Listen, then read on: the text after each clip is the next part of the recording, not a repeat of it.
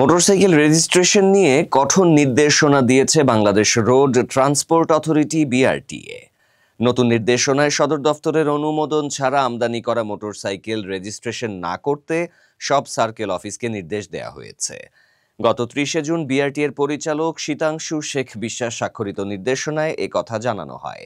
নির্দেশনায় বলা হয়, ইদানিং লক্ষ্য করা যাচ্ছে কিছু কিছু অসাধু মোটরসাইকেল আমদানিকারক সেমি নকডাউন এসকেডি বা কমপ্লিটলি নকডাউন সিকেডি অবস্থায় মোটরসাইকেল আমদানি করে তার আমদানি সংক্রান্ত কাগজপত্র জালিয়াতি করে কমপ্লিটলি বিল্ড ইউনিট সিবিইউ হিসেবে মোটরসাইকেল রেজিস্ট্রেশন করছে।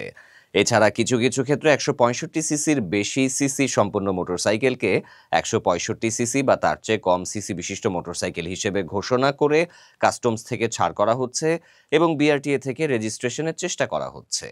এ ধরনের ত্রুটিপূর্ণ মোটরসাইকেলের রেজিস্ট্রেশন বন্ধে বিআরটিএ সদর কার্যালয় থেকে মোটরসাইকেলের সব কাগজপত্র যাচাই বাছাই করে সিবিইউ বা এসকেডি অবস্থায় আমদানি করা মোটরসাইকেলগুলোর চেসিস ও ইঞ্জিন নম্বরের তালিকা অনুমোদন ও বিআরটিএ আইএসএ আপলোড করা হবে।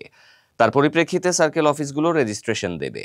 তাই আগামী 31 জুলাইয়ের পর থেকে সিবিইউ এসকেডি অবস্থায় আমদানি করা সব মোটরসাইকেলের চেসিস ও ইঞ্জিন নম্বরের তালিকা অনুমোদন ছাড়া মোটরসাইকেল রেজিস্ট্রেশন থেকে বিরত থাকার নির্দেশনা দেয়া হলো। এ বিষয়ে বিআরটিএ চেয়ারম্যান অনুমোদন করেছেন। এটির ব্যত্যয় ঘটলে আইনানুগ ব্যবস্থা গ্রহণ করা হবে। দর্শক, নিয়মিত নতুন নতুন সব খবর এবং ঘটনার আপডেট পেতে ঢাকা প্রেসের ইউটিউব চ্যানেল সাবস্ক্রাইব করুন এবং ফেসবুকে লাইক দিয়ে আমাদের পাশেই থাকুন।